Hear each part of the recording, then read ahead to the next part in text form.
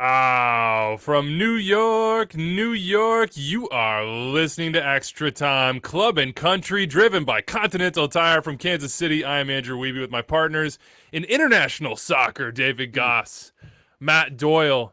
Tossed in 3 additional words into our intro, and everything has changed, boys. This is a new, old, we've always done it, but now it's going to be a bonus pod. Club and Country, how do you feel? Does this What is count as this? a cap? I've always wanted to get a cap. Do we get caps for this? Oh, that's actually a good question. We should award ourselves caps for appearances on the Club and Country version of Extra Time. Yes. You know what? You know what's really interesting then, and I don't know how they'll react to it because they have real ones. Herculez Gomez is going to get a cap. Mm-hmm. He has some and goals and World Cup appearances and things that matter. This is more bigger. than This is bigger than that. This is fine. Yeah, okay. And look, Sebastian Lletget hasn't played in a World Cup yet, so this is a crowning moment for him. When he comes on this podcast and we finish off this episode with a little Du Bois, he is going to really, we will have to send him a memento of some sort. Can I just say, first cap for Taquito now. Oh, yeah. Can I just say, I just want everyone to feel comfortable. So for Herc, when he comes on, I'm going to call him offside incorrectly at some point, so he feels naturally back in his international space. Should we bring a Eurosnob on? Can we just relive the 2010 World Cup on this show? Can we happy what this episode is? We could bring a Eurosnob on to say some patently false things about Sebastian that we all know to be untrue. We'll talk about that with him as well.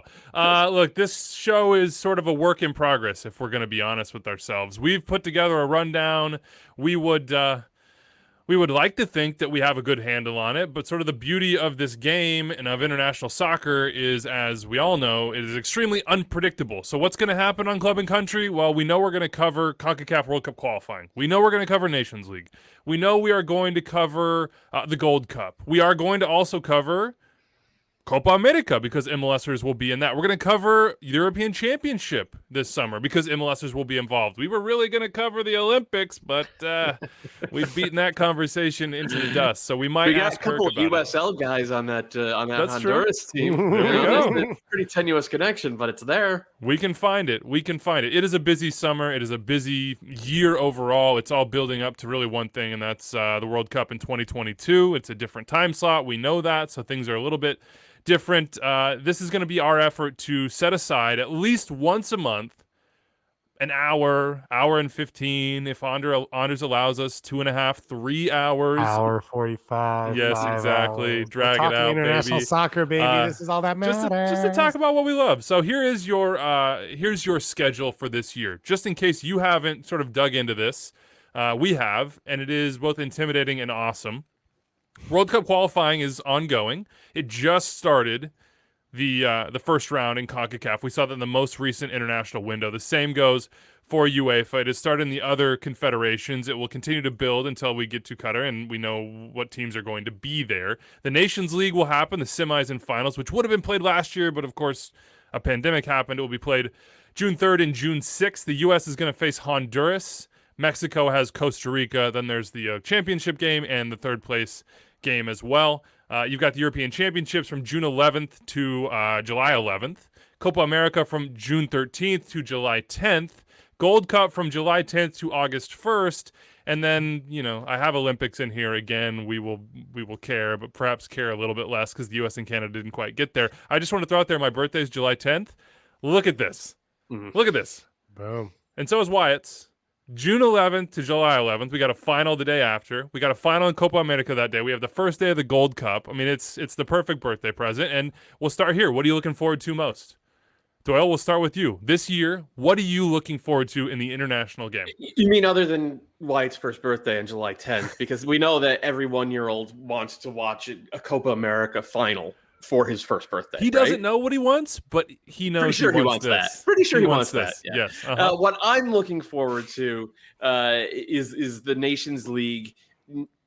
Obviously, to see the games because they're going to be a game against for the U.S. There's going to be a game against Honduras and then either Costa Rica or Mexico. And anytime we play those teams in games that matter, it's worth looking forward to, even though it hasn't often been fun for a good long while at this point.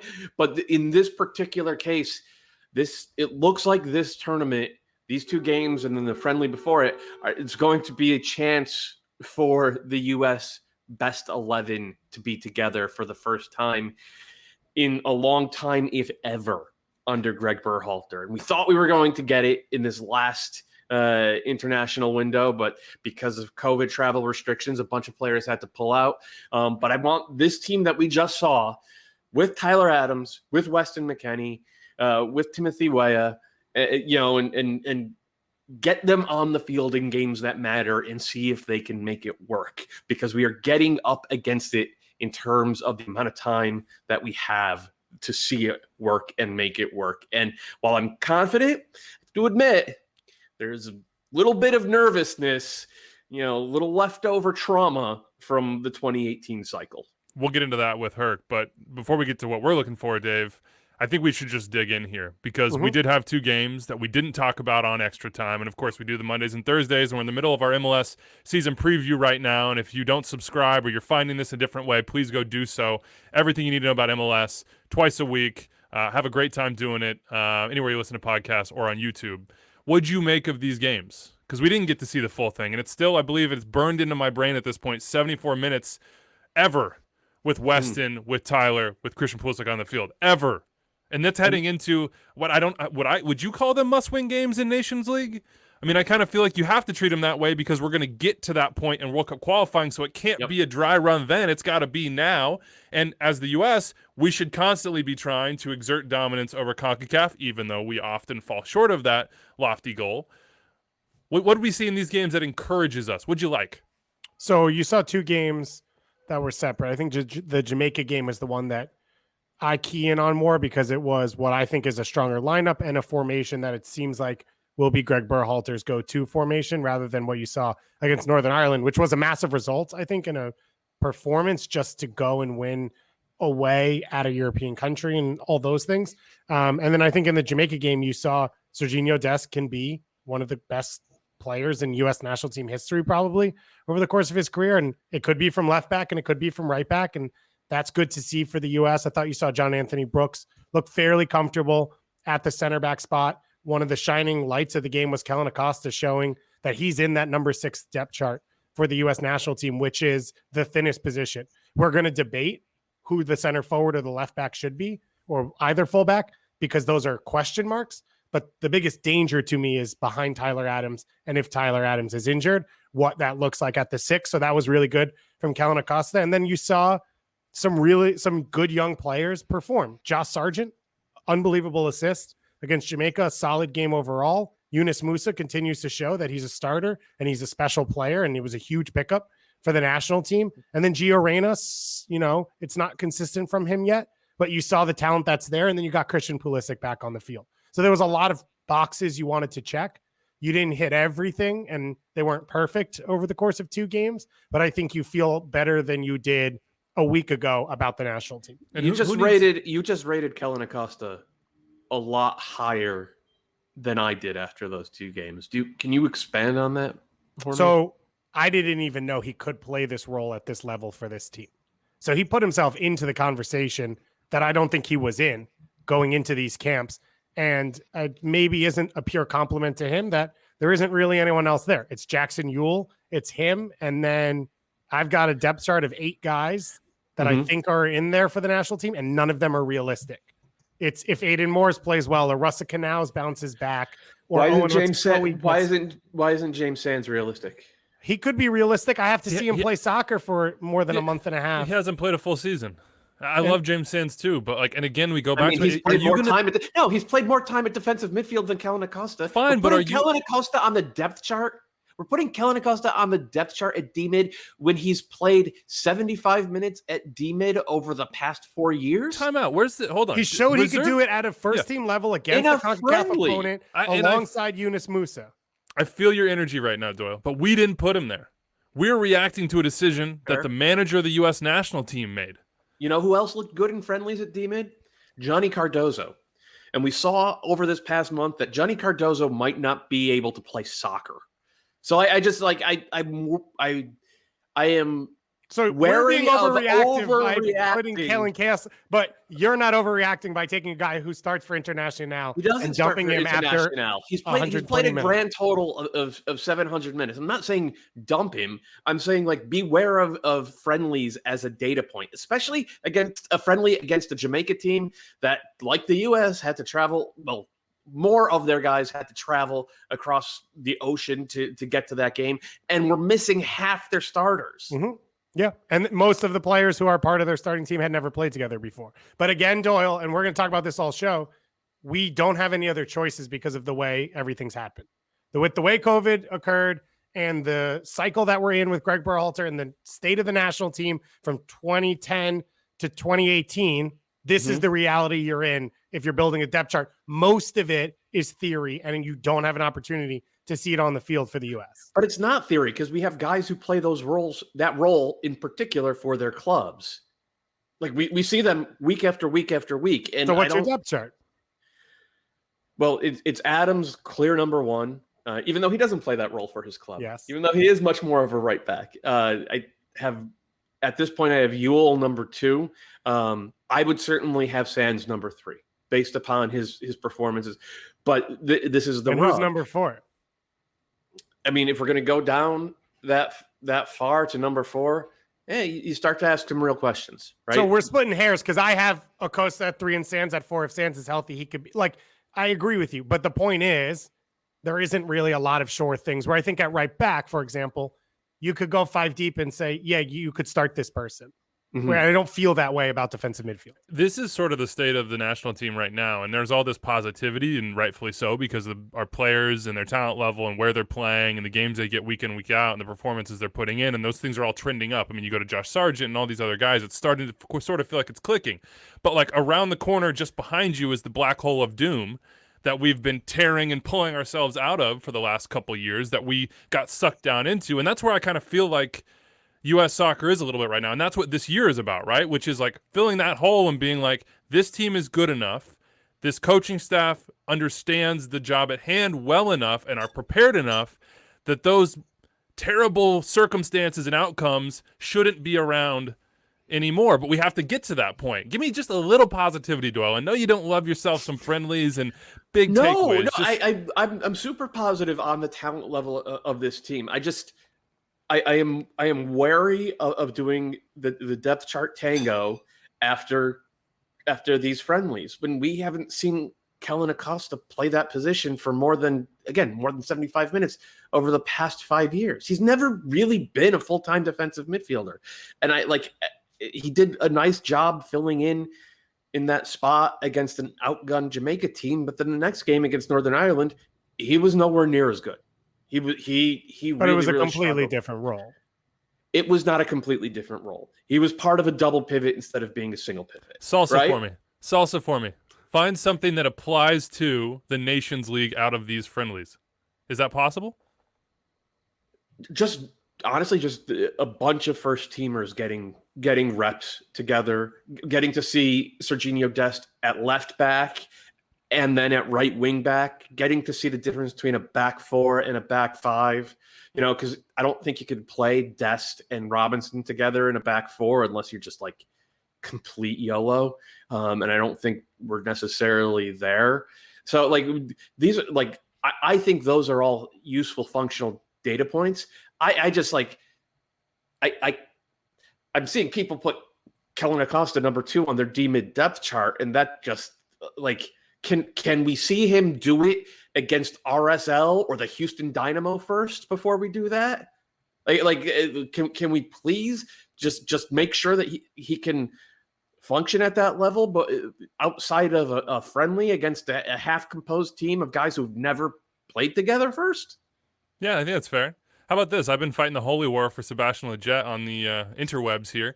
What did Sebastian Lletget prove in this camp? I think he proved the same thing he's been proven for the last year for Greg Berhalter, which is that Greg trusts him in multiple positions and that he's competent and sometimes spectacular in multiple positions, whether that be in the midfield in one of those 2-8s, whether that be sort of on the wing and coming inside a little bit. Like, that's something good, right? We have somebody who's in their prime, who has a lot of experience, who should be able to fill a number of holes, and that's what you need at the international level. It's nice to see Dest like waltz inside and lace one with his right foot into the top corner and dance around and have his first goal for the U.S. be this shining moment. It's nice to see Aaron Long be unspectacular but solid in that moment. And I know you don't draw that forward too much, but that's a difference from what he was with the Red Bulls last year at times. Any sort of confidence he can get is a good thing. And then Musa. We skidded over Musa to Kellen Acosta, but Musa feels like this great compliment to when Adams is there and McKinney is there, to their games and what they want to do, and the ability to connect lines and calm play down and find people in the right positions where the ball is the right place. And he's doing it after just jumping into the program and committing himself. Musa has looked fantastic every time he has put on the U.S. colors. I mean, he's clearly a central midfielder. I understand that there's kind of a numbers crunch in Valencia, and that's why they've been using him on the wing. And I am a pretty firm believer that with these, 18-year-old wunderkind type of talents, just get them out there. Like getting first team minutes is great for their development, even if it's not in their ideal position. And I think we're seeing that translate for the U.S. national team at this very clearly this number 8 role. And to me, it's him and McKinney and Lletget, those 3 guys for 2 spots. There are obviously other guys a little further down the depth chart that Berhalter would take a look at, but I am really, really convinced of their ability to do that. But what we need to see, and I'm going back to my own, one of the reasons why I'm so excited to see this U.S. first team for the Nations League is that we actually haven't seen Musa do that outside of friendlies. So I want to see him on the field against Honduras, even though I think there's an argument to be made that Sebastian Lletget and Weston McKennie should be the first choices at those number 8 roles with Musa on the bench. I really want to see Musa start in that game, probably both of those games, because he needs reps in games that matter against CONCACAF opponents. That is the ultimate teacher, and I think he's going to get it, and that gets me jacked. One last thing before we move. Okay, go ahead. Sorry. One of the things Doyle said, which I fully agree with, is with young guys, you just want to get them on the field, get them experience, and then you find their right position as they become more central to the team. One of the things Yunus Musa does is he beats guys 1v1 like a winger in central spaces, which the only thing I can really think of that compares was what Frankie de Jong did sort of when he was at Ajax before Barcelona broke him and then tried to rebuild him, but mainly before they broke him. And it's a new element that you have, that an ability that he has to sort of change the game. He did it a couple times in both the friendlies to just change the space that other players can't do. And he's only going to get better. And I think that's why you see, Valencia plays him out there because he can still do a job and be effective. But I agree with Doyle in that he can be special in central midfield. I also want to point this out. He's younger than Efra Alvarez. Mm-hmm. We talk about dual nationals and winning the battles and all of these things. England publicly said, we want Yunus Musa to play for our team. He is a starter already at Valencia, even in a down year. It's still Valencia. And he is younger than an Efra Alvarez who got called into Mexico's first team, who doesn't even start for a non-playoff team in MLS. This is a huge job by Greg Berhalter and his staff to get this player to want to play for the U.S. And we're not talking at the end of a World Cup cycle when he's 29 to make a World Cup. We're talking about the next 13 to 15 years. Yeah. A couple of things we saw that I maybe want to see a little bit more of, and reality of the international game is that we just don't get those opportunities. More Luca de la Torre was a nice little jump in for him. Just want to see more. He can go to an Olympic team. Yeah. More Brendan Aronson. I thought he looked good when he came in. And more Daryl DK. This is a Daryl DK pod. We're going to continue to stand Daryl. All right, let's keep it rolling. We've dug in. We'll dig in more with Herculez Gomez in just a little bit. One more, Weeby. I got to throw one at you. All right. Go. So we know that Jozy Zardes is still number 1 or 2 on Greg Berhalter's forward depth chart. But do you bring him to the Nations League? If you're only bringing 2 center forwards, don't you have to bring Sargent and DK? Don't you need to see them get the reps with the first team more than you need to see Jozy again? I mean, I think if it's a matter of we're trying to build as much chemistry as possible and as many insurance policies as possible because guys get injured, guys are not available, guys are not on form, I think Greg knows and understands what he has with Jozy, and maybe you send Jozy. Maybe Jozy goes to the Gold Cup. Goes to the goal. And the whole argument for Jozy is that he's out there because he is completely reliable in terms of understanding the form and function of the U.S. in build-up, in defense, in possession, in pressing, all of it. He knows the dance steps. He's there because you trust him. He already knows it. So I don't think you need to see him again in the Nations League. Although to that point, Doyle, I shouldn't have said this because I knew I wasn't going to get involved because we don't have time, but whatever. Isn't the point of this Nations League window to have the team that steps on the field for World Cup qualifying in September, and isn't everything you just described most likely going to be Jozy? Well, here's the other question. It's a great question because there's probably no right answer. I'm sorry, I don't think we should engage. Anders is trying to move us on. Yeah, let's do it. Oh, yeah, remember we need to stick to fill in the blanks. Yeah, we have. This is time is a construct. There's literally no limit for us. We don't even need it. What's the limit for? This is just ours. This is for us and the listeners, Anders. Don't try to get in between us. This is our relationship, okay? Yeah, I agree. But the other thing is, look, you have that Nations League, and Greg has said repeatedly, there's also an element of rest. And DK is going to need rest too, and he's going to need that summer. And he might be in the middle of something very, very big for his career as far as a potential move. I don't know, man. That'll be really interesting. It'll say a lot about what Greg Berhalter is thinking when you come to those decisions. We'll talk more about forwards with Herc Gomez. What are you looking forward to? Let's get outside the U.S. for a second. Dave, what are you looking forward to this year, 2021 International? I love the international game, as I've expressed over the last 20 minutes a million times. And I think World Cup qualifying is just the most beautiful part of the whole thing, because you have all these nations that build, players that you follow, and a lot of them end up going and playing mainly in Western Europe, but a lot of different parts of the world. And World Cup qualifying is the time for these national teams and fan bases to get to see their great players in person. And there's nothing better than South American World Cup qualifying.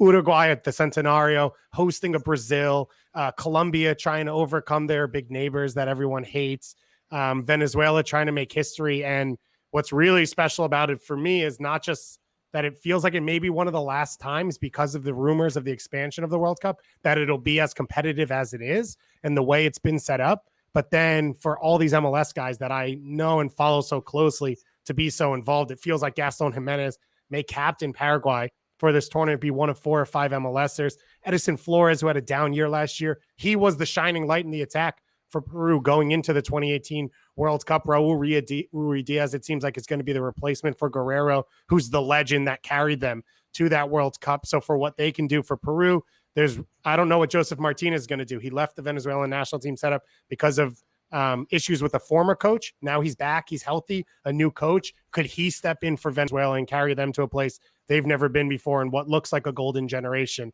You've got Ecuador. You've got Colombia. The Chilean center forward could be an MLS player. Felipe Mora and Diego Rubio have both gotten called into that group. So it could just be so cool to watch, just all these players finally back in South America playing for something that just really matters to everyone. And then on the flip side, for MLS to just be so heavily involved in it, It's going to be really cool. Ecuador in particular, there's a lot of MLSers involved in that team and former MLSers as well. And they're sort of right now after 4 rounds, 4 games in CONMEBOL. They're up in that range where they're thinking, yeah, we can get there. We can go to this World Cup in 2022. I'm with you. For me, it's CONCACAF. And I'll get to the Canadian side because I think that's really interesting and important for the region because it's another potential major power within CONCACAF. But I love the fact that, and you're seeing it right now in this first round of qualifying, that I feel like for the first time in a long time, the playing field feels a little bit more even below the quote-unquote traditional Hex nations, where you look at Curacao and you think, why not? Or you look at Haiti and you see what they did in the Gold Cup and the shocks that they've had, and you think, okay, it's going to be a struggle for them to get out of their group because all these teams are better, but why not? Why couldn't they do something special? Can Trinidad and Tobago get the hell out of their own way?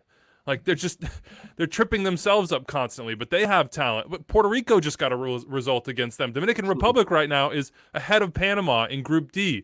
I mean, Curacao, we'll get to them in a second. That is an incredible story, not just in CONCACAF, but in world soccer. I mean, whether it be their manager or their recruitment or their results or the shock ability they have at the Gold Cup this summer, just like CONMEBOL, CONCACAF, and this thing that we've loved and looked forward to and sort of, I've always dreamed of doing the go to basically any country I can outside the U.S. and bounce around World Cup qualifying what was the book that Zachary Rigg, was it Zachary Rigg that he wrote? Remember we had him on for the book club? No, James Montague you're talking James about? Montague, yeah. And he would just like 31 went to nil. all these different incredible storylines in World Cup qualifying and dreams that were big but not out of the realm of possibility for these nations. Like as the World Cup expands, maybe it loses a little bit, certainly for our cohort of teams that expect to be there. But what do the smaller countries gain? That's going to be amazing. And then Canada, man, plus 15 goal differential right now, just wiping the floor. They took out Bermuda, they took out Cayman Islands, but the big test for them is still to come, and that's Suriname, who also have 6 points. So I'm looking forward to Canada. What did we see from them in these games? I mean, Kyle Larin, 4 goals. Cavallini got a hat trick in the second match, which was 11-0. They ran up the score because goal differential does matter. We have Patrick hitting us up saying, do you think Canada has what it takes to qualify for 2022? That's their big question. Yeah, I think one of the things you saw, and it wasn't the best competition. Bermuda was kind of stuck from being able to call in a lot of their best players. They would have been a challenge, I think, for Canada, like Naki Wells, who's played in the Premier League, didn't come, players like that. But you saw them, how they're going to use Alphonso Davies, which is he's a number 10 on the left side of the field. And so a lot of times against Bermuda, he would actually pinch into the half space. They played 5 in the back, quote unquote, but the left-sided center back was Adekube coming out of Vancouver, who is a natural left back. And so he would take up that space, and Davies basically had freedom to reign. And the connection that him and Kyle Larin had was phenomenal in this game. Larin really understood every time Davies got attention where the space was and how to find that next pass and be an option. And he got a hat trick in that game. And I think that's huge because when you look at Canada, a ton of the depth is at center forward. So who can play in other spots is going to be a huge question mark. Larin's done it this year at Besiktas. He's at 13 goals for the best team in Turkey, second on the team. So he's been really successful, most of it at center forward, but some of it at left mid. Jonathan David, of course, now playing at center forward for Lille, but he may have to move out of that spot a little bit if you want your quote unquote best players on the field. So I think you saw from John Herdman some ideas of how he can make all of that fit together. And you saw a pretty comfortable performance, while not that much attack, from Kamal Miller, where center back is the question mark for Canada. And so you're starting to get some answers there. I thought Derek Cornelius was pretty good when healthy in Olympic qualifying as well. And that's kind of your depth chart in that spot. So it was the week it had to be for Canada, but I think there's positives that you can take out of it as well going forward. Do you think that they'll win? I think they'll win their group. Do we all agree on that? I don't think it's decided. Yeah, I mean, Suriname, they have a bunch of guys. They loaded up. Yeah, they loaded up with Eredivisie guys, right? It's also one game. Yeah. And that's been not just Canada's story, but that's the nature of the beast. But Canada, big game. They should win.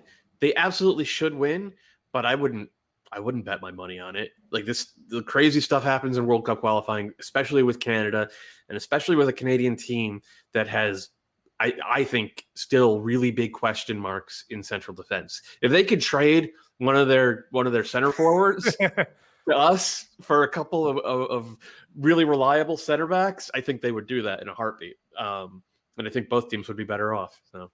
And there's Jonathan David, if you just want to. We'll Jonathan David for Walker Zimmerman and Mark McKenzie. Let's do it up. I got to see the draft pick considerations in that. But the other ones are central midfield for Canada, where Steven Eustáquio has stepped in. There's rumors he's going to be going to Porto, but he's a possession player. Atiba Hutchinson's a god, but you still had to bring him in to beat Bermuda. He's 38 years old. Starting for Besiktas, yeah, but come on, his Turkish 38 League. Is like when I'm 38, I will technically be like 50. If he's 38, he's like 27. Fair, but at some point you have to be ready to move on. And then the other one is out on the wing. Junior Holet played well in this camp. As we said, Jonathan David couldn't come because Ligue wouldn't allow players to come for this competition. So you would assume Holet doesn't start, but I think there's going to be an audition at that right midfield spot between Miller. Thought Diaz was pretty good in Olympic qualifying. Tajon Buchanan's in that conversation as well to kind of be the guy to start on the opposite wing of whatever's going on with Alphonso Davies on the left side. All right, let's do this. We had one country outside the U.S. and Canada that we'll be watching, but Suriname is one of them. Curacao is another. Doyle, we're just going to skip the Argentina for now. We're going to do Concacafin with David Goss. Yeah. Take us through, Dave. World Cup qualifying in our region, what happened, what is to come, what you're thinking about, and then we'll turn this conversation to Herculez Gomez. So we hit most of this, but for anyone who's not paying attention, just so you know, The U.S. and the other 4 other big teams are already in quote unquote the Hex, which will actually be 8 teams. The third round, yeah. The Oct is what we'll call it. Can we call it the Oct? The Octo? The Octagon? What do you guys want? The Octagon. The Octagon. Yeah. So those teams are already in the Octagon. We're trying to find the other 3 teams that will be in. So there's 6 groups in CONCACAF that were drawn and put together, and then the 6 winners will face off in a 2-legged affair, and the 3 winners of that will be going into qualifying. The matchups coming out of the groups are already set, so you already can project who the teams will play. I'm going to give you a quick rundown. Group A, El Salvador are the expected favorites, and if you remember, they were going to be the last team in the Hex based on FIFA rankings. They haven't been good since then. They've had good moments, but they've been so shaky when everyone thought they would walk through Nations League. Been disastrous.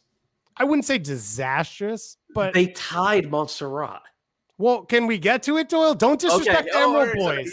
Are you kidding me? Okay. All right. So I actually thought Granada would be the team in this group to challenge them, and they took care of Granada at home to start this. Jerson Mayan, Chivas USA legend, with 2 goals. I thought that was going to be the tough game, but you only play teams once, so you don't have to play home and away. Granada struggled, and then as Doyle said, Montserrat, an 89th minute equalizer against El Salvador. Montserrat's a country of 5,000 people.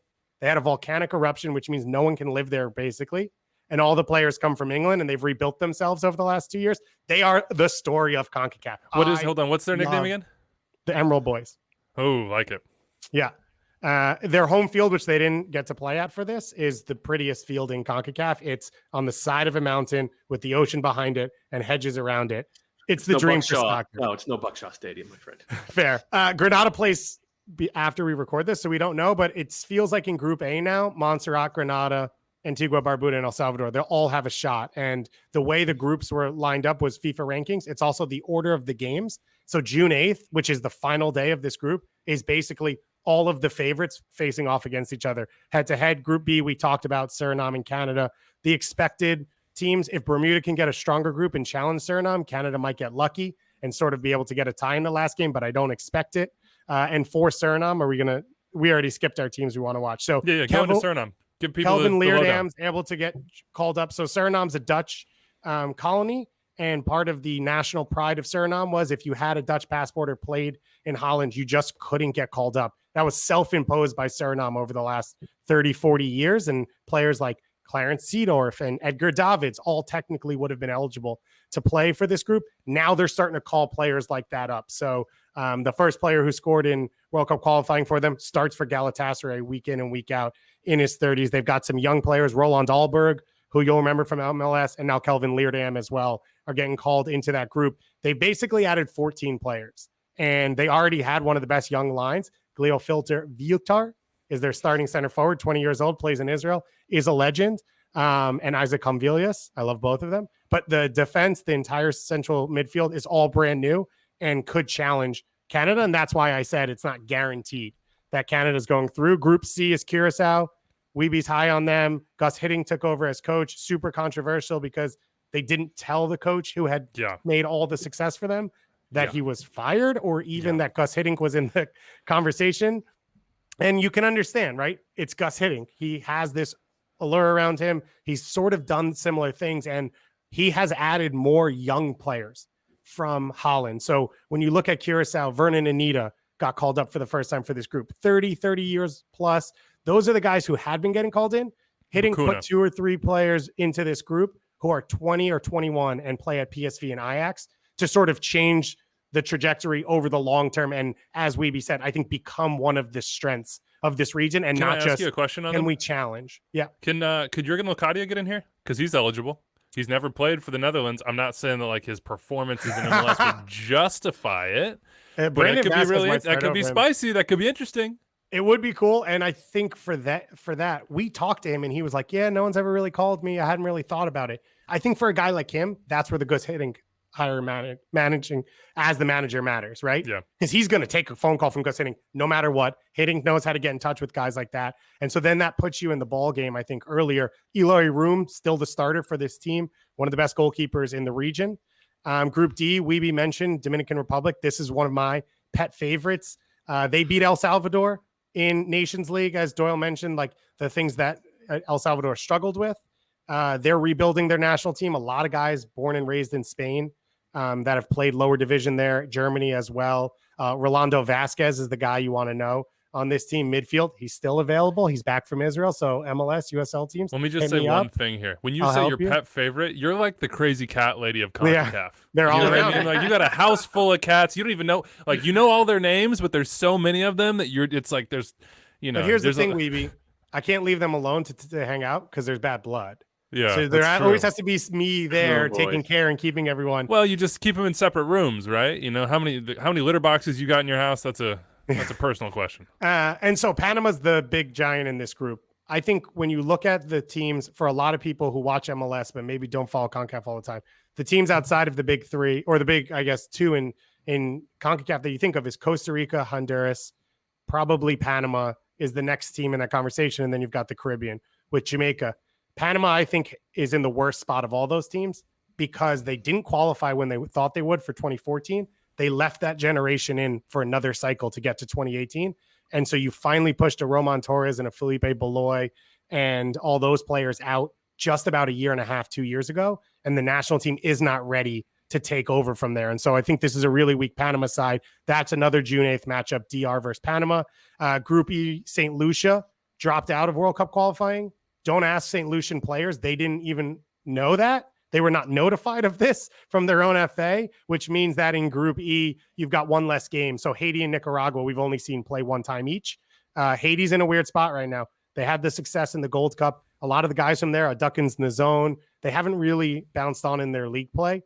They're not really at stable club situations. So there's question marks around how strong this group would be. The winner of this group will play the winner of Canada's group. So for any Canada fans out there, I would say for the next cycle, take a look at Haiti and Nicaragua and what they do. And then Group F, this was the group coming in for me. That was the question mark.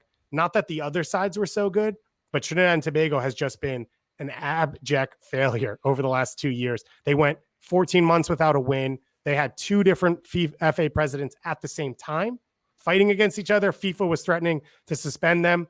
Then they come out and they smoke Guyana, who I thought would be their biggest challenge. And you're like, oh, I guess it doesn't matter. This team's pretty good. Jovan Jones gets a goal, all these things. And then they go and they tie Puerto Rico, managed by Dave Sarakin, of course. Basically a USL all-star team out of Puerto Rico. So now this whole entire group's a mess. And I can't tell you the favorites in this group or what's going to happen. St. Kitts and Nevis, Puerto Rico, Guyana, and Trinidad and Tobago, they're all in the running. None of them, I think, are strong enough to get into the hex or the octagon. That's what we're calling it. Yes, but it'll be fascinating to see how it ends. And then that is the end of David Goss's Concacafin with David Goss. I mean, that was fascinating for me. I just hope and pray that somebody listens to this that puts him on the mic for the next games because nobody else deserves it more. All right, let's get to Herculez Gomez. We're going to talk more U.S., more CONCACAF. You know him from ESPN. You now know him from ESPN Plus as well, where he and Sebi Salazar host Futbol Americas, a new show, kind of like this show, covering our region. It's a nice little cross-promotion opportunity. Herc, welcome to Extra Time, man. Thanks for having me, boys. It's about time. This is, what is it, Weeby? Like 2 weeks, 3 weeks you've been hounding me? Oh, come on. I'm not hounding. I sent a couple text messages, just some back and forth. Yeah, my time. Come on. All right. Now we're competitors now, so I see how it is. Futbol Americas versus Extra Time Club and Country. You actually, we tried using this name, a little unknown fact to many. We were keen on Club and Country. It was one of the names being thrown out there, and then they said, hold off a second. Major League Soccer has something in the works. You're like, what? Herc, let me tell you something. Throw a couple draft picks our way, maybe Efra Alvarez, and we could talk about a trade. A little gammon. Everything's tam. available. How keen are you? I don't have an Efrain Alvarez, but I have a Sebastian Salazar. How keen are you on annoying 5-foot hosts? I would take that. Are you kidding me? You understand the energy you'd inject into this show if you brought Sebi on and the quality you'd bring into this midfield? I'd make that trade. I don't know about words. We'll take Sebi. He's more of a wing back, a back and forth type of workhorse. I don't know about quality on the ball. Herc, we've got luxury Do I have players, to give Weeby up? Does Weeby have to be a part of this trade? Ooh, I could do with a little weeby and insert a little bit of style into Sebi's world. I don't mind that. All right. Man, I've seen Sebi in a suit. I don't think I can match Sebi's style. Let's get to it, man. We've already argued about this on the show. We did not do it on this show because the Olympics, for the U.S. at least, are not a real thing, neither for Canada. It is for Mexico. I'm going to set a timer here, and I want you to come from the U.S. position on Olympic qualifying. Third straight time, a failure. I'm going to give you a minute. Give me in a minute your thoughts on this, just so we don't belabor it. A minute, my thoughts on this. Okay.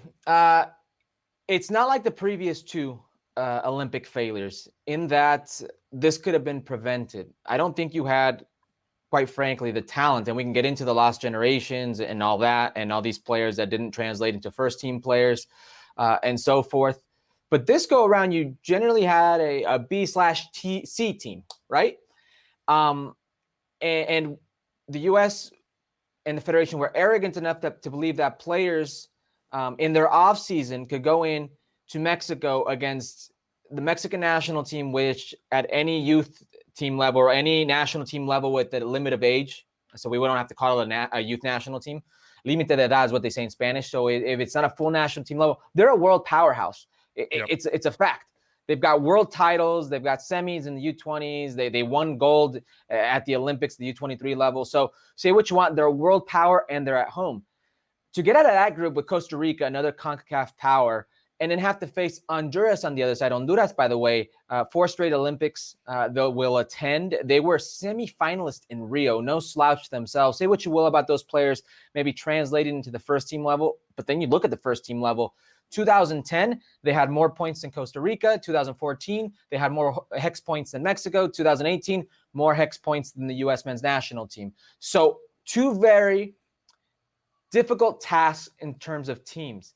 And the arrogance that you show thinking this was enough to get out of it, where we now boast Ernie Stewart and Brian McBride as de facto leaders. They have their own set positions. We wanted these positions. What are these positions for? We want to build and bridge our relationships in Europe and in Major League Soccer with these clubs.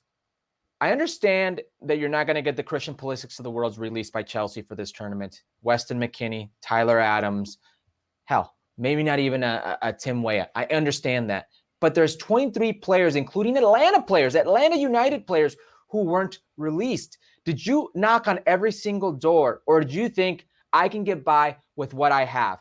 And then we get on to the on-the-field issues in such a short time. I mean, I look at, I believe it was Paul Kennedy who had a tweet from Soccer America where he talks about the amount of games in the last 3 years that the U.S. men's national team program at the U23 level have had compared to Mexico, who's favorite to win this tournament and one of the favorite teams to hit, at least get a medal in these games for soccer.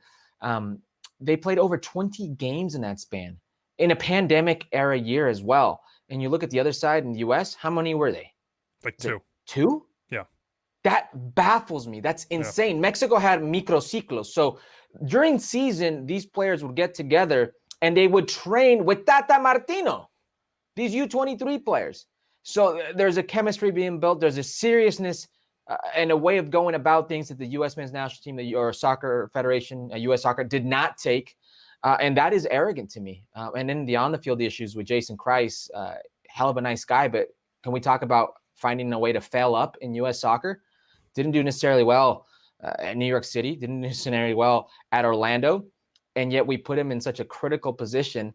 And the on-the-field issues were evident. Let's not even get into the player selection, because I'm sure you guys would say Chemi Bobise would have been nice, right? Yeah. What a nice little player to have. He would have been great. Eric Williamson. You could go on and on and on about the players who didn't make it, but the players who were there and what you did with them, the amount of time you tried to, or little time you had to build these relationships, the amount of lineup changes, the selection tactically, it was a combination for failure. Yeah, man. I say it's organizational, and I say it because it's 3 straight times. And if an organization exists to prevent repeat failures, that is why they're there. That is what U.S. soccer should be focusing on, and they didn't do it. We can't get back into it. 60 seconds? I know it wasn't 60, but I let her have it. And then you're going to talk about Olympics? Get out. Here's the thing. This is why it's different. I don't think necessarily that it's an indictment of the talent level in U.S. soccer, nor of their future. Because you look at last World Cup in Russia, the semifinalists, Belgium, England, Croatia, and what is France,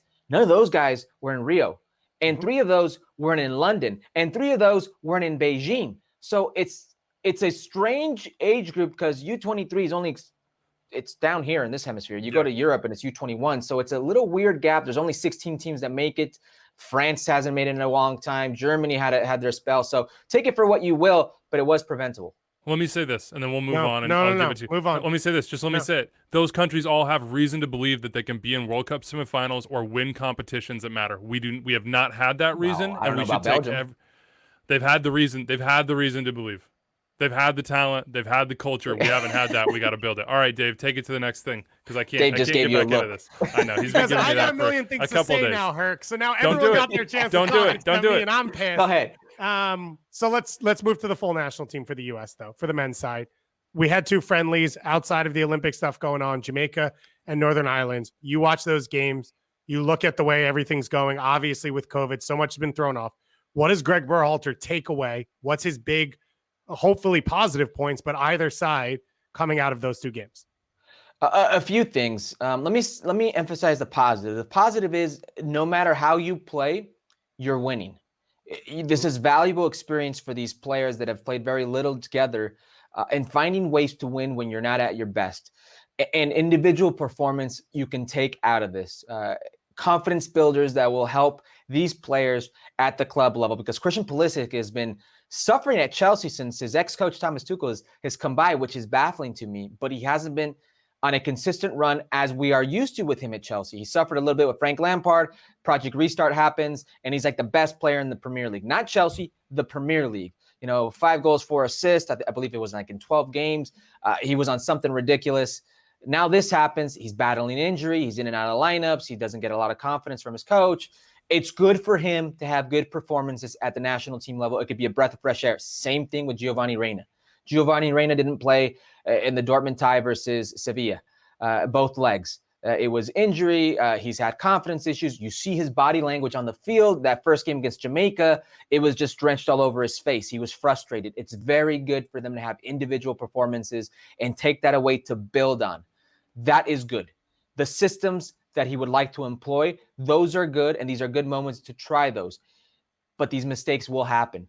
And one of the big issues I have is better teams will punish you for the way you play if you don't take care of the ball. Game 1 against Jamaica, a few times, counterattack down your throat. The center backs are 1v1.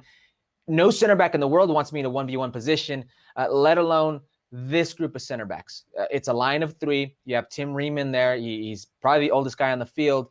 You don't want a player like him or Miazga, who's not necessarily known for being a great 1v1 defender, be in a position like that where the ball comes right back down your throat. If Northern Ireland was a bit more crisp on their day, you're down 0-2 going into halftime. And I understand mistakes will happen.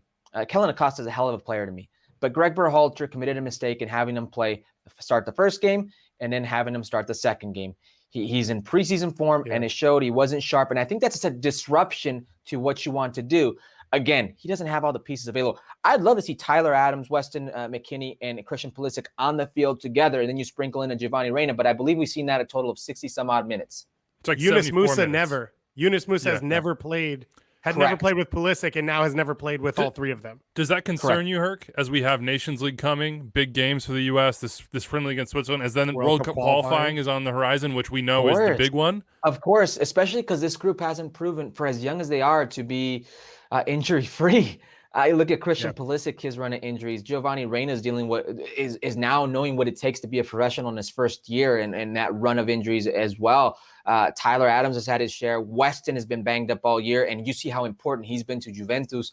Now you sprinkle in Yunus Musa, and how can he come into this fold now and implement his own style of the game? You want to build these relationships because you won't have that time going forward, and the schedule is so congested. It really takes 1 or 2 injuries to put you behind the 8 ball for this team. That's a very young team. And by no means, I mean, the future is what we should be looking forward to. But you don't discard the present. And I don't think this team is good enough where you can have a handful of those players out, or maybe 1 or 2 of those players out, and you don't think it affects them. Yeah. Stock watch right now for you, outside the big guys. Who's rising within this pool? Brendan Aronson. without a doubt. I interviewed him right before for our show, Futbol Americas, Monday and Thursday, 6 p.m. Eastern. Hey, on right after an ESPN hour Plus. after extra time, you can listen to the show first. Just saying. Exactly. Exactly. I had the opportunity to interview him and got to talk to him a little bit, even off camera. And he's just so composed for a young kid. And he's all, I don't want to say business, but he's very wide-eyed, and he's very impressed of what he's seen from Jesse Marsch and what he's seen from Red Bull Salzburg, and how he wants to continue to learn, and Greg Berhalter and his system. And every time he gets an opportunity, he's effective. I mean, he's played 4 games. He's got 2 goals and an assist in his brief time against Northern Ireland. He had one come off his knee. Maybe he's a little bit more inventive. It's a shot on goal, but he always produces something. He's always in the middle of something, and his technical ability speaks volumes. His tactical awareness under Jesse Marsch is only getting better. He's a student of the game. You can tell he wants to learn. And now there's something to be said that when you get an opportunity, your name is always being called. Every time he's on the ball, I'm kind of on the edge of my seat. I want to see what he's going to do, what's going to happen. He's that type of player, and I think if anybody in the limited amount of time that they've played has seen their stock skyrocket in my eyes, it's him, because I've got him now as 1 or 2 off the bench. Who would have helped in Olympic qualifying? Brendan Aronson. But we don't have to get into that now. Hey, $1 million $1 Champions League player. It's fine. That's another thing, guys. 16 of the 23 players that were in that Ireland match could potentially play for that U23 team, right? Hence why I don't feel that bad about it. But let me ask you, you're the expert here, because the one big position been debating, or one of them, has been center forward. Has to be. And I said it's a good and bad problem, because there are options, because there are young players playing well, but there's no one established. And that's clear, whether at club or at the international level. For the big games coming up in June, or just in general, how do you see this pool for the U.S. men's national team? Well, let me get the elephant out of the room out of the way. Jozy Altidore is not out of the picture. He's not out of the picture. I agree. Greg Berhalter understands that. A majority of U.S. men's national teams understand that. There is this divide that's unlike any other country, where MLS and the impression people have on it has wedged this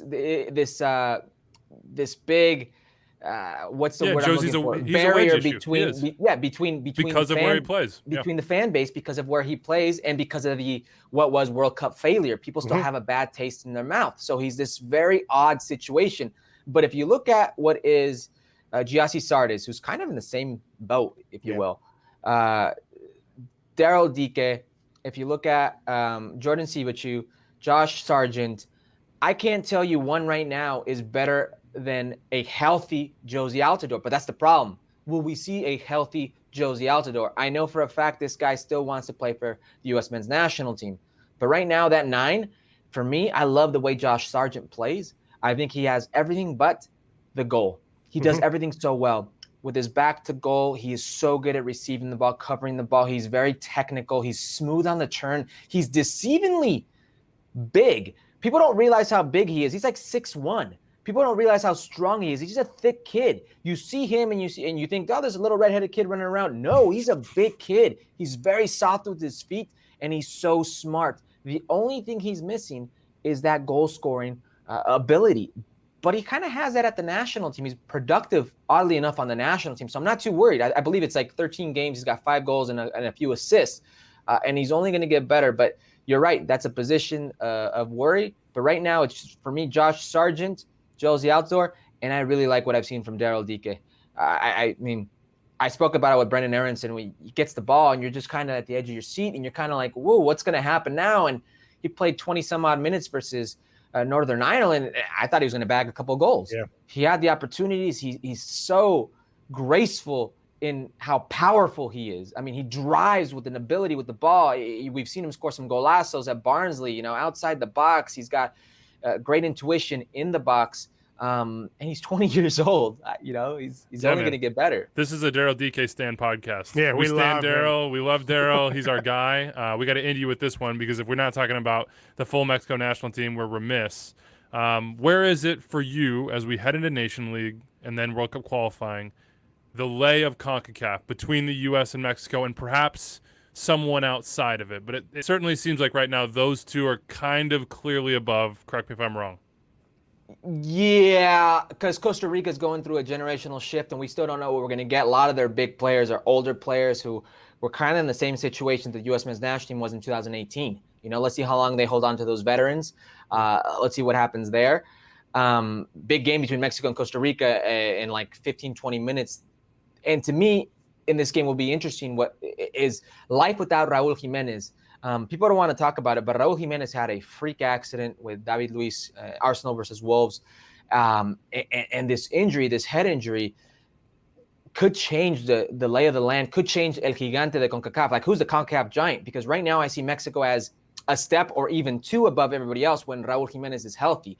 They are that good. They are that explosive. They take care of the ball very well. They occupy you offensively as to not be occupied defensively. They've got impact players, veterans. They've got young talent coming through. But Raul Jimenez not playing changes everything, because you'll see it today. They might even go Rodolfo Pizarro as a 9, a false 9, or Chucky Lozano again as a false 9. And that's not the best case scenario for them, because that means Chucky's not wide. He's not exploding 1v1. Tecatito has to play a different way. Guardado's not he's not good enough physically anymore, and he's probably on his way out, whether they want to admit it or not. Edson's not good enough on the ball. He's more of a cleanup type of guy. Who do you play with him? Jonah's in preseason right now. I really do feel it changes the complexion of what is CONCACAF if Raul Jimenez isn't healthy. Can Chicharito get in there? Yeah, and people are bullish on Chicharito because Chicharito is like of the Michael Bradley, Jozy Altidore mold to what is the Mexican national team. They discard him, discredit them at every turn, but people don't realize, like, this guy's played at Manchester United. Oh, by the way, the last decade of Manchester United, he was the third leading goal scorer. He's played at Real Madrid with Cristiano Ronaldo, Sergio Ramos, Keylor Navas. He was voted Bundesliga Foreigner of the Year when he was at Leverkusen. When he is hot, he scores goals, and he is one of the best in CONCACAF, if not the best at it. There is no better 9 at doing what he does than Javier Hernandez. He's still of a very good age. I believe he's 31 years old. But when he's not scoring goals, he doesn't do much for you. So he needs to be physically fit, physically fit, like being able to move around, run, and 2, stay healthy, because that's been an issue. And if he can do this with the way Greg Vanney will implement him in that system and the way we've seen Toronto FC get the most out of their players, I really feel he scores 1 goal, it's going to become 2, it's going to become 3, maybe become 4, and we're going to see him hot and again on that radar. And if there's no Raul, the leading goal scorer in the history of the Mexican national team at 31 years of age, that's not a bad shout. I've been saying it could be the story of MLS this year. This feels like a Chicharito. Gold Cup Golden Boot year for Chicha. Whether he's the guy or not, right, with Raul, he's going to get in that group because Raul Jimenez is still coming back, and he's just going to score like 8 goals in the group stage. I will leave you with this memory. Do you guys remember the 3-0 game, U.S. versus Mexico in New Jersey? It was a friendly. It was Serginho Dest's first game. He was playing left back. He was introduced to Jesus El Tecatito Corona, who left him naked on a 1v1 situation. Yeah, I remember that. Completely broke his ankles, took it down the line, crossed it, and who was there to head the ball in? Javier Hernandez, El Chicharito. Do not count this man out, man. I'll tell you what, mentally, he's something else for a Mexican national team, for a Mexican player in general. I think he's not done the things that he would recognize himself the last maybe year and a half. He needs to change and remedy some of those things in his personal life.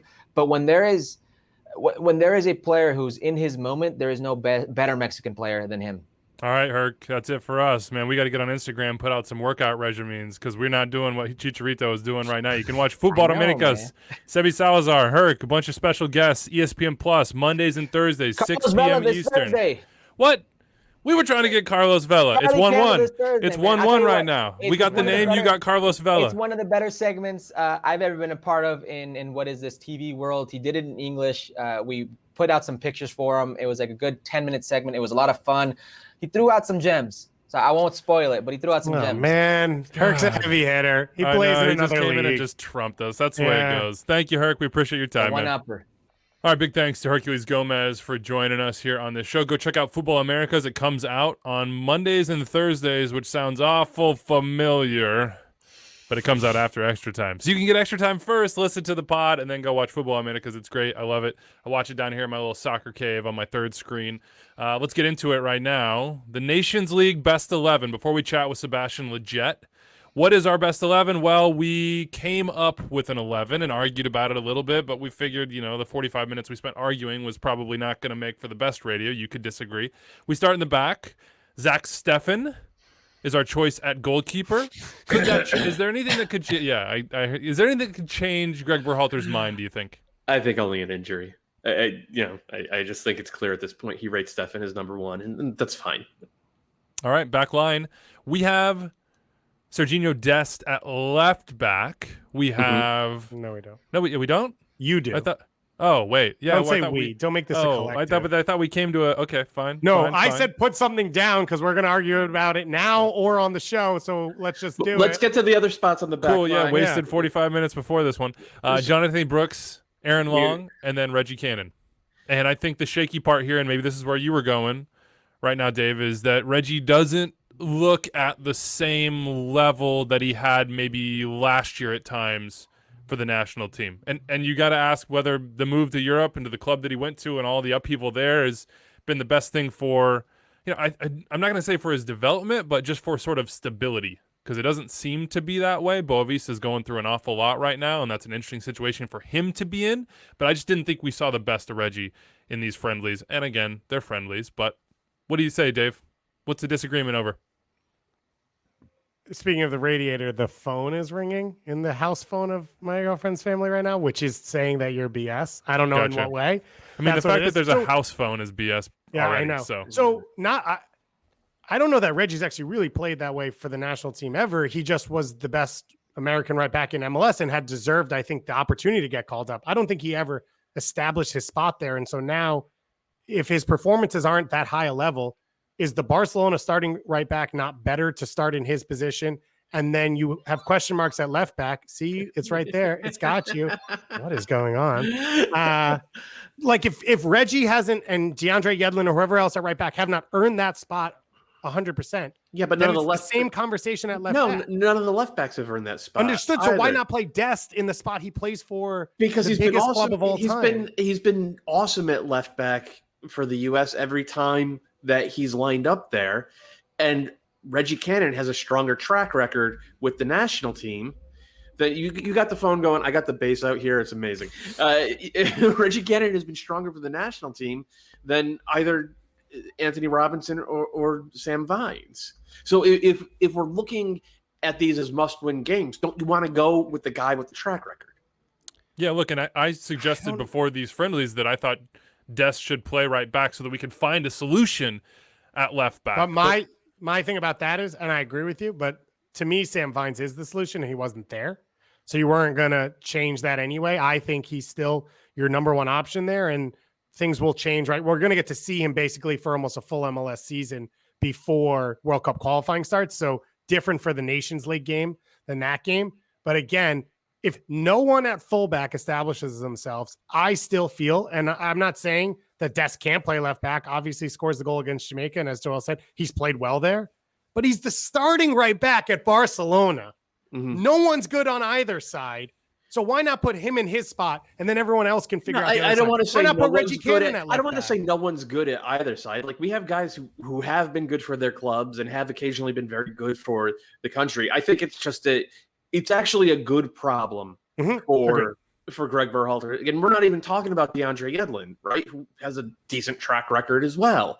So like there are different ways to approach this. Right now, though, I'm with Weeby. I go with Dest at left back, and I go with Cannon at right back, and that makes it 2-1. Sorry, David. Yeah, he lost out on the Stephen Turner one, so we'll take I could this try one. and turn to Anders for an extra vote, but DeAndre Yedlin's just going to get it, so it won't even help. Yeah, that's but pointless. He's out here voting for himself for president to fill real quick. We're agreed that it's Brooks and Long at center back.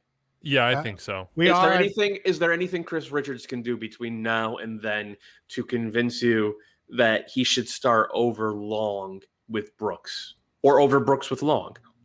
I think over the course of the next year, probably, if he continues to play with Hoffenheim and gets opportunities with the team, I don't think there's a way for him to get there by June and probably not by September.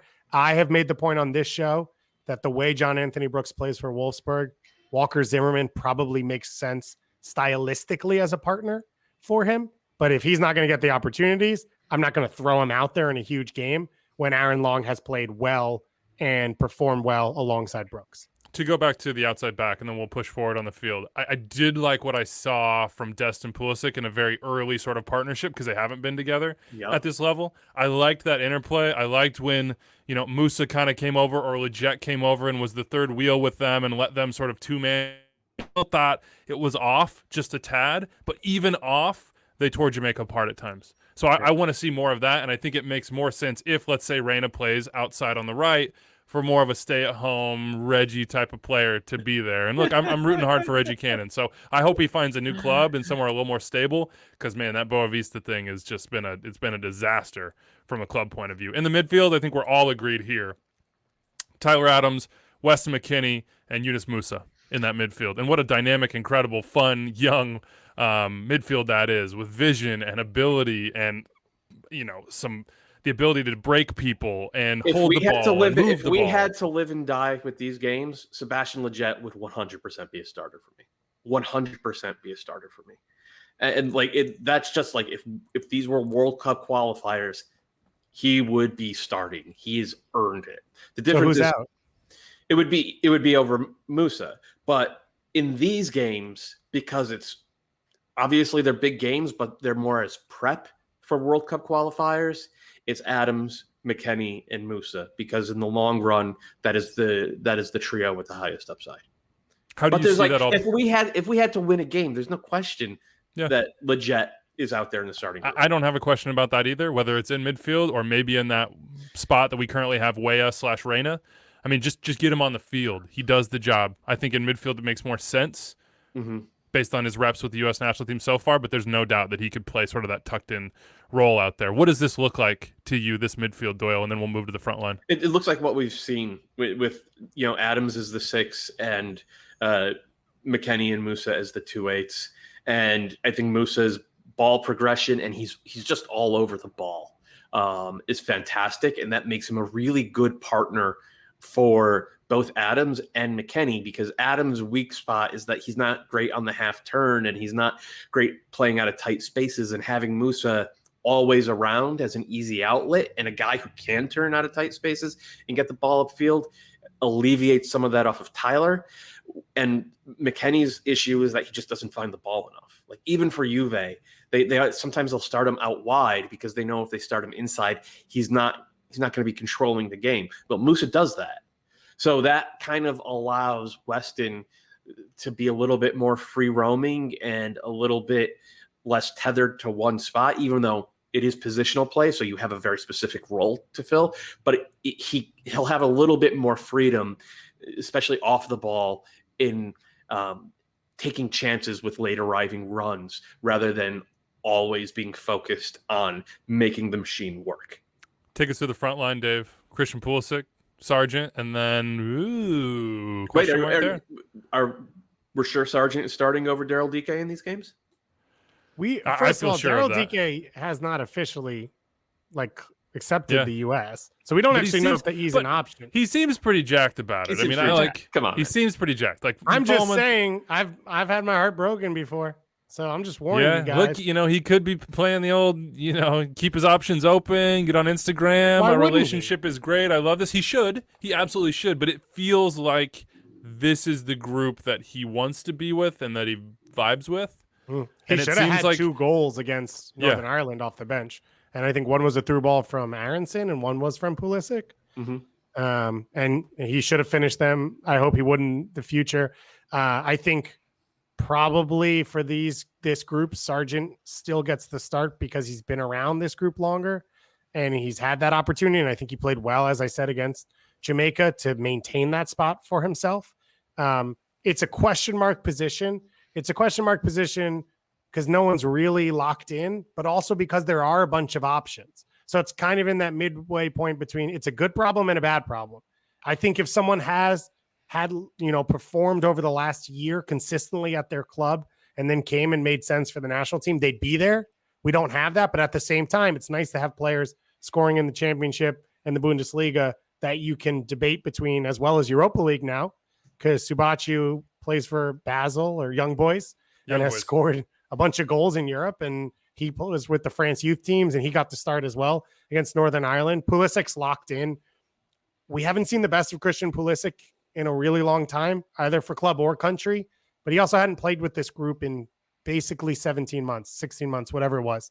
So it's going to take some time for him to get back in, and that's why 0 question marks. He's in the Nations League camp. He's starting every game. You want him to find his comfort level and what he does best, whether it's coming inside and then finding out how the players fit around him, who's the fullback making the overlapping run, whatever it is.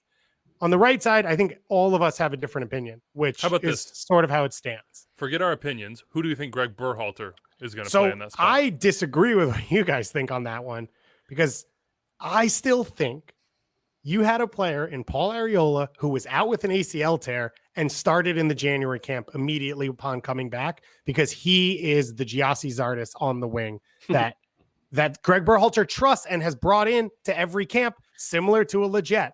And so I think there's a really good chance, not just that Paul Arriola starts there, but if Dest is the right back, that Arriola makes sense to allow Dest to come inside and be a more creative attacking player and not have to be the one that makes the wide overlap for a cross, because that is the space that Arriola can occupy. So I think there's a really good chance that if it was a must-win game tomorrow, well, he's hurt right now, so no. If it's a must-win game in July, that's who Greg Berhalter. But it's not a must-win game in July, right? It's June. First of all, it's June. Second of all, no, I was making up a date. Okay, but so I understand the point you're making about Arriola, and he is going to play a role in World Cup qualifying, because remember, these World Cup qualifying breaks are 3 games. So you're going to need like all 23 players on the roster. We're going to see Greg Berhalter repeatedly go down the list. But for these Nations League games, to me, it is about getting reps with those top guys in the pool. And to me, that's Timothy Weah. He's just so good off the ball. He's such a smart player. He makes the entire system better, and he makes everybody around him better, no matter what position he plays. And that's like it. No disrespect to Gio Reyna, who has a higher ceiling. He's not there yet. Weah, even when he's not touching the ball, is having a positive impact. Do we think that's the decision that Greg Berhalter would make? No, I think he's going to pick Reyna, and I get it. But regardless, I'm sure both Reyna and Weah will play. But I would choose Weah. That's a good problem to have. By the way, we haven't talked about it. Is not just going to be Honduras and then one of Mexico or Costa Rica. There is Switzerland in a little warm-up friendly. And it's not that easy. It's not an easy warm up. It's a difficult warm up, and that's the way you want them right before those games. And it's going to be the best Swiss team, because they're going to Euros straight off that. Yep. So for both those teams, you're going to see a really competitive side. And as Doyle mentioned, it's 3 games in these windows. So that's what it's mimicking, is you're playing a really good team when you first get together. You're going to travel a long distance as a group. And then you've got 2 more games in a short amount of time right off the back of that against CONCACAF opponents to figure out how to handle your body, how to rotate these players, how to get the best out of your system, how to maybe change your system in between, whatever it is. That's what is all being practiced. And that's why this is the most important window for the U.S. going up to World Cup qualifying. And we've saved the best for last. Sebastian Lletget joining Extra Time. So happy to have you. Sebastian, welcome to the show. How you doing, man? I'm doing great, guys. Thanks for having me on the show. I'm really excited about it. And yeah, man, everything's good. Yeah, so intrepid traveler, right? Yeah, because he's going back and forth. You're in Arizona. It's insane. Yeah, I know. I'm in Arizona now, meeting up with the team for preseason. Even though they're not here yet, they're going to get here in a couple of days. But, have to quarantine for a little bit. But, just to stay safe. And, but I'm definitely excited to get back with the team. And, yeah, it should be good. How's it feel to be the go-to goal scorer for the U.S. national team? Sebastian, you need goals, we go to Du Bois. We need goals or assists, go to Du Bois. Man. I mean, I think it's one thing that I've, been working on, and it's something that I just have my eye on, and especially the last couple of years, just trying to add that to my game. I consider myself a creative type of midfielder. I try to create things for other guys, but at the same time, I think I can be more effective by scoring goals and help my team out that way as well. So yeah, no, but thank you for that. I appreciate it. So it's not just goal scoring. You're the national team guy. Camp comes out, roster comes out. One name you can guarantee it's in Europe. It doesn't matter. South America probably doesn't matter. here you are like the bridge between all of it. What's it been like being like a professional national team player for the last 5 months? That's so funny. I mean, it's a blessing, man. Honestly, it's been really good. I've seen you know, two different groups, you know, from the domestic side and then on the international side, and it's been really fun to see and to experience, you know, and I think Greg's done a really good job with both squads, and then now kind of having a chance to mix it together. And I think you'll see that in the next couple of months as well, and seeing how we can build as strong of a squad as possible, and you know, mixing the two groups. So yeah, man, no, it's been really cool to be part of it. We've been talking about it in relation to the Olympics because there were so many U23 guys in this most recent camp, and that feels like in large part this core of this team going forward. You are, I mean, I consider 28 to be young. I Do know, you right? feel like, are you like the older guy in the group, or they're like, hey, look, I know you've been through it, Sebastian, but don't worry about us. Like, It's so funny. I know every time I go, I'm like, restaurant, I forget how young these guys are. And I mean, especially when, you know, you see them play and you're playing with them, and their IQs, you know, of the game. It's just like, wow, like, but I mean, I've been saying this, you know, many times. It's just, it's very exciting. It's very exciting to play with them, to be around them, just to see where, you know, U.S. soccer is, and the availability of players now, you know, and just having that quality. I think it's exactly where we need to be, and it's really exciting. So we get to see it on the field, but you mentioned it. It's really these two groups. It's the European-based one and the US-based one right now. Culturally off the field, are they similar? Are they different? Do people from the two groups talk? Like what's all of this like that we don't see?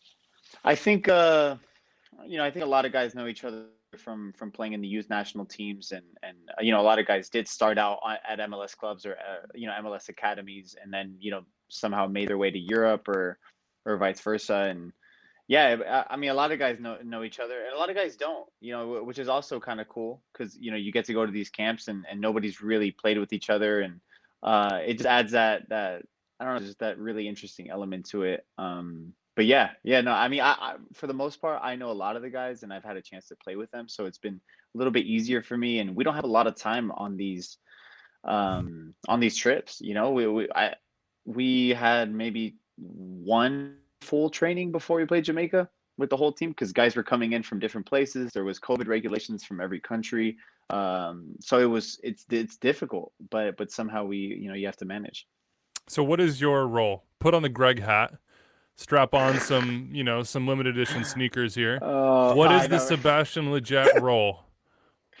How would he see you? I guess I'm still trying to figure it out, too, in a way, or to put a label on it. But I don't know, man. It's been really, really good to be a part of it, and he's, I don't know. I think he trusts. I mean, I think we've gained trust in a way, and I was with him since he got the job, you know. So it was a January camp of 2019, and you know, so I was there to see when he was trying to instill this philosophy, and how he wants to play, and how he wants to use guys. And so at first, I mean, my head was spinning, and he had so many ideas for me, and I mean, he really took my game to the next level. He was like that first person to really like open my mind to how, you know, I'm an attacking midfielder, but how much more effective I could be in that role. And so it's been a process. It's hard to put a label on it. You know, I'm just, again, it's just been a blessing, and you know, hopefully I can be part of it, you know, for the remainder of this year. Take us behind the scenes with Greg. Is it tape when you're back with your club? Is it phone conversations? Is it all stuff that happens in camp? Like, there's so much for him to do with so many people. How is he working? Yeah, he's very interactive. Like he definitely always checks on you, always sees how you're doing, even if it's nothing about soccer. Like he'll, you know, he's just that type of person and type of manager. Yeah, no, and it always makes you feel part of it. You know what I mean? And I think a lot of guys would say that as well. So yeah, it's good. You said the rest of this year, and of course it's baby steps in this profession. Yeah, I know. I try not to get too ahead of myself. Yeah, you know that better than most, because you have the injuries, you have the things that happen early on in your career. Me, yeah. But I think about you, and I wrote about you the other day, and I said this is a huge year for you, and that's because I think that it's going to be. But this World Cup in 2022, At your age, and look, again, you're not old by any means, but 2026 for all of us is a long way away. Yeah. This is a huge opportunity personally. How do you think about something like that? This big sort of overriding goal that is a ways away and something else could happen. Yeah, I know. It's what we have basically a year because it'll be what is it next summer or is it November now? I still don't know. Yeah, I think That it's November. next November. Yeah, Next It's November. that weird. November, right? So we still have a good chunk of time and a lot, as we all know in life, a lot of things can happen in the split of a second. So that's why I don't get too carried away. I'm very live in the moment type of guy, nowadays, and I try to be as present as possible, and try to take it every, one step at a time. So, but it's very exciting, man. I mean, I'd be lying to you if I said I'm not. My head sometimes doesn't just go to the World Cup, And of course, 2026. I mean, I talked to like Tim Ream about it. He's a little bit older. I'm not there yet, but we definitely talk about it being more of the senior guys on the team, which I still blows my mind. I'm 20 years old, and when I came through when I first got my cap, I had like Michael, I had Clint. I didn't get a chance to play with Landon, but those were the guys, and so it's very different now. It's very different. Are you Can I going to ask get you- the man bun too? Is that Yeah, I a was gonna ask that necessity as a same thing. veteran? Like, The man- he looks like a burner. It's not even a man bun. He looks like he's like That's out in the hilarious. desert, I'll tell him you guys said that. And I think he's like a family man. I'm like, I have a family He now? is a Should I grow family. my hair out? Like, how should I do this? I mean, it's been a crazy year. You know what I mean? It's Yeah, been a that's crazy fair. COVID year, and I'm sure we've all tried different things. I mean, I went bald for a little while. I'm Welcome. I'm rocking your look, right? Or I did anyways. Yeah, but you had the choice. You Yeah. just brought it back. Mine's more Greg Berhalter That's based, fair. but That's yeah. fair. That's fair. We got to ask you about some of the guys in camp, just to get your Yeah, sure. impressions on them. Yunus Musa, he's new to this program in a lot of ways, but he's so exciting. Yeah, he is, man. And he's such a good guy. He obviously a good player. Again, you forget how young he is, and he's officially cap tied, right? And so it's definitely exciting to have him play, for the US. And yeah, I think he's just a great addition. And again, he just adds something different, to the group. And I think a lot of guys, I think that's something that I've noticed in this class. Like everybody kind of adds something different. You know what I mean? I add something completely different to Eunice, and vice versa. And you have Christian, you have Gio. There's so many guys with different types of just weapons in their arsenal. And it's really cool. One of the people we talked about, because we spoke with Herculez Gomez a few minutes ago, he brought up Brendan Aronson and what he's been able to do in his few minutes. Yeah. You play a similar role to him, but I think in a different way. What have you seen from him on and off the field? Yeah, he's exciting, man. He's very crafty, a very crafty player, and tidy. And I think now that since he's gone to Europe, I have seen a little bit of a shift on his decision making, little things in training where I've seen where I'm just like he's definitely on the right track. And I mean, a great guy, great kid, good head on the shoulders, and he's someone that I really want to do well, and I'm rooting for him. Yeah. We're rooting for Daryl DK hard. Like, we Oh, want the best Daryl. in the world for Daryl. Like, he is such a good dude, a smart he is a guy, great and guy. just That's what I mean. We have a lot of good, but he's so different. Like, he adds something so different. He has that physicality type of number 9, and he's just a beast. You know what I mean? He's so hard to deal with. He's another exciting one that's doing very well, and I couldn't be happier for him too. He's doing really good. I wanted to ask you, sort of off topic, but on topic. A lot of these guys we're talking about, they've now gone to Europe, as we said, at such a young age. Right. And you did that yourself at a time when it was maybe a little less common or much less successful for Americans. You're looking back now, you're talking to these guys, you're seeing their career paths. Do you think things have changed? Is it just opportunity? Does it make you wonder? Like, what do you think about your time at West Ham as a young player, and then a Christian or a Weston coming into a European academy now? Yeah, I do think it was a different time. You didn't really see that. I feel like the opportunities, it's just different. I wouldn't say one is better than the other, or I'm super trust me, I'm super happy for these guys who've really taking their career to the next level, by going to Europe. And I mean, look where a lot of guys are. It's huge clubs. But on my time, you didn't really see that for whatever reason. I don't know if it's because of American, or people were biased towards just having Europeans, or but Americans are hot property right now, and it's really, yeah, it's very interesting, and I love to see the shift, man. I mean, it's great, and I've seen the level increase, and so I think the reason why I think I can keep up with these guys, I guess, is because I guess I learned so much when I was over there, and I carried that with me to this point, and I learned a lot in MLS as well. So I kind of have both sides, and hopefully that can add value to the team, and I can do my part.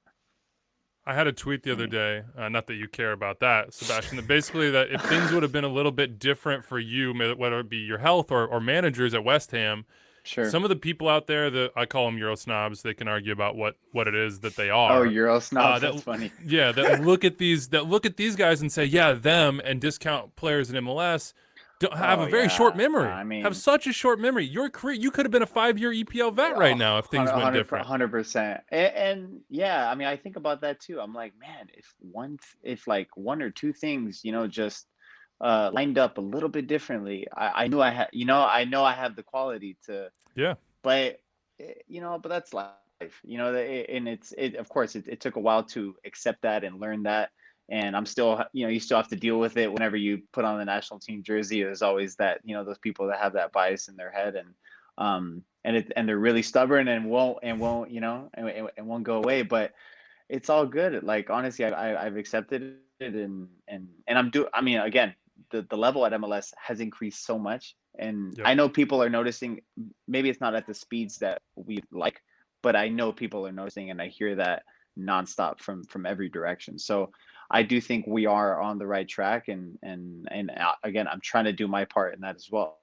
Just trying to represent.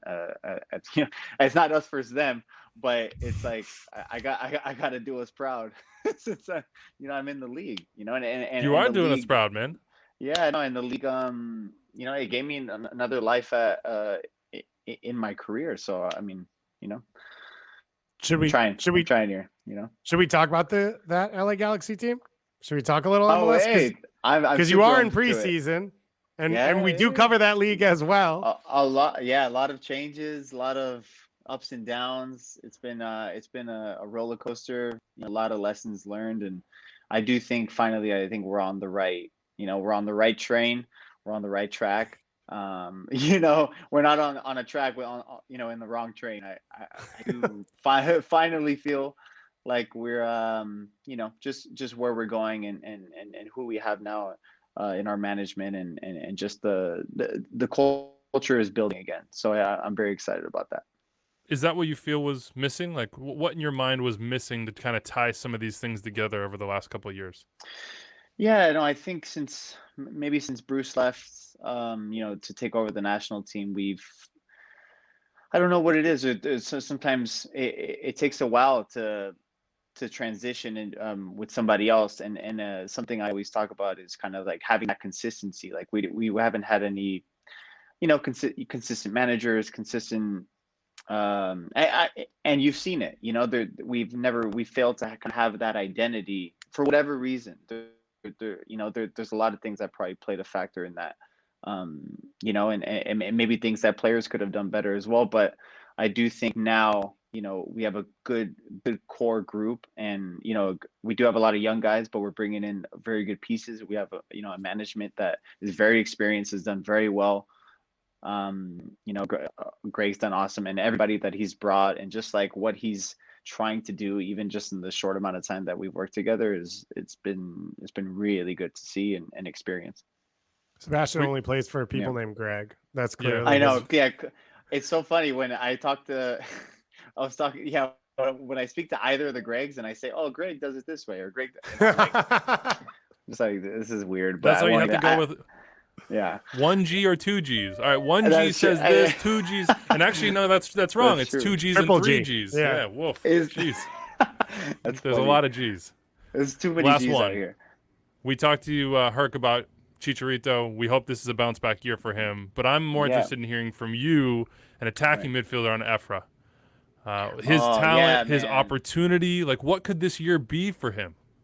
Huge, man. I'm super excited for him. Yeah, he's another young talent that he just has so much of it. You know what I mean? I feel like, his left foot and just where his brain's at times, it's just like ahead of everybody. And yeah, he's somebody that I'm definitely, I want to push him to like really show what he can do, because I do believe that he has the capabilities or the ability to show it and to make us better. I know he's so young, but I kind of want to like put that pressure on him to be like, you can take us to a good level. I'll do my part, but I know you have it in you to do yours. So, which is good. I do think he needs that, just to be pushed and in the right ways. And obviously not too much, you still have to remember he's very young and inexperienced, but I do think this year could be huge.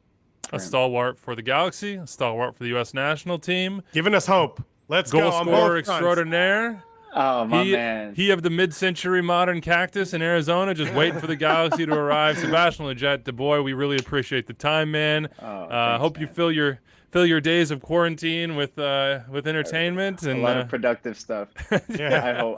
I hope so too. Thank you guys. I really appreciate having it, and it's really good to see you. Big thanks to the boy for joining us. Sebastian Lletget going to play a big role with this U.S. national team as they chase their goals in 2021 and beyond. This has been our first cap, and I will extend that first cap to everyone who listens. So we just capped thousands of people. Dozens of people. Many thousands of people. I don't want to say exactly how many of thousands, but there are many of you, and you're all part of this. Weeby's already worried about dual nationals defecting from our program, so he's being smart.